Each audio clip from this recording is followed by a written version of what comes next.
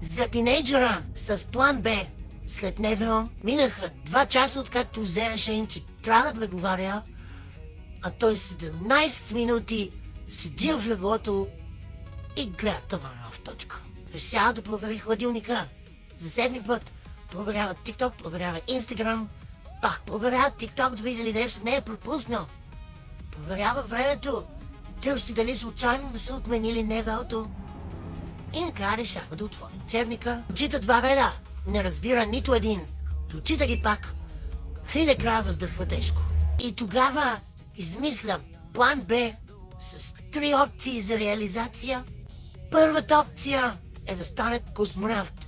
За нея той е абсолютно подготвен, защото и без това стои до 3 през нощта, не знае къде се намира, а като стане рязко от леглото, изпада в състояние близко до безтегловност. Втората опция да стане инфлуенсър. Вчера качи видео, което вече има 68 гледания. 29 с негови, 19 на майка му, 7 са на баба му. Планът до края на лятото да има 1 милион последователи. Накрая да стана милионер. Планът е първо става милионер, после търси начина. Защото всички известни хора са започнали с идея. Той няма идея, но има желание, което си почти същото.